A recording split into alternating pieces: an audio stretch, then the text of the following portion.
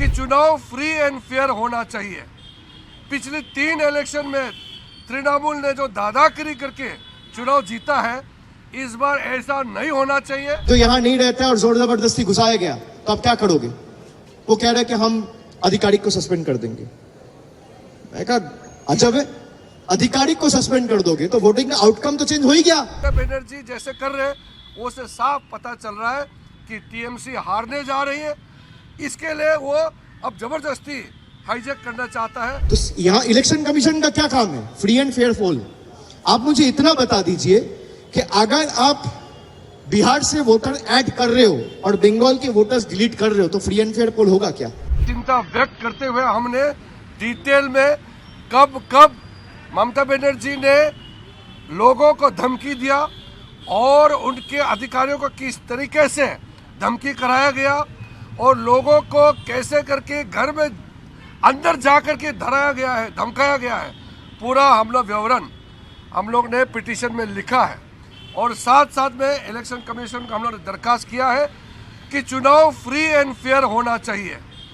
पिछली 3 इलेक्शन में तृणमूल ने जो दादागिरी करके चुनाव जीता है, इस बार ऐसा नहीं होना चाहिए, क्योंकि चुनाव लोगों का मर्जी से मतदान करने का एक अवसर है। ये लोकतंत्र में एक वोटर का अधिकार है, उसको कोई नहीं छीन सकता है। इसका सुनिश्चित इलेक्शन कमीशन को करना चाहिए, क्योंकि चुनाव का डेट घोषणा होने के बाद पूरा प्रोसेस, पूरा सिस्टम इलेक्शन कमीशन के कंट्रोल में आ जाता है।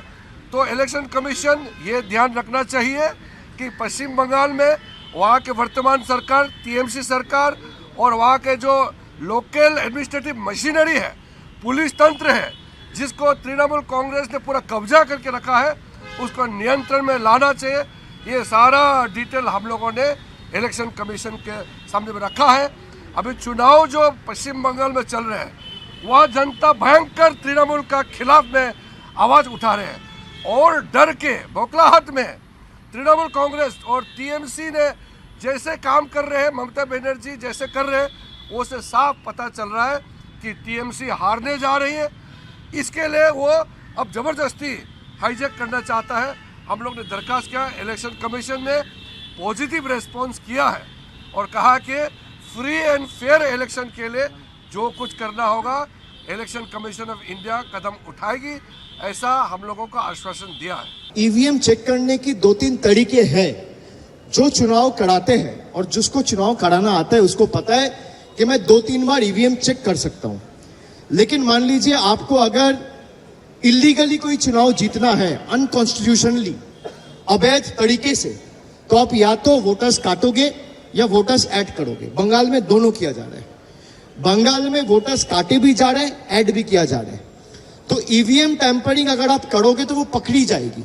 हम लोग के नीचे जो बूथ एजेंट्स होंगे, वो चाहे मॉकपोल हो या अभी रैंडमाइजेशन का जो काम चल रहा है, वो हर एक ईवीएम चेक करता है। लेकिन वोटर लिस्ट में मैंने ये मनोज अग्रवाल जी से पूछा कि मान लीजिए ऐसा केस हुआ कि मान लीजिए बिहार से कोई विधानसभा में 800 केसेज आए जो यहाँ नहीं रहता है और जोर जबरदस्ती घुसाया गया, तो आप क्या करोगे? वो कह रहे हैं कि हम आधिकारिक को सस्पेंड कर देंगे। मैं कहा अजब है, आधिकारिक को सस्पेंड कर दोगे तो वोटिंग का आउटकम तो चेंज हो ही गया। भाई आप उसको रोकने के लिए क्या करोगे? तो यहाँ इलेक्शन कमीशन का क्या काम है? फ्री एंड फेयर पोल। आप मुझे इतना बता दीजिए कि अगर आप बिहार से वोटर ऐड कर रहे हो और बंगाल के वोटर्स डिलीट कर रहे हो तो फ्री एंड फेयर पोल होगा क्या?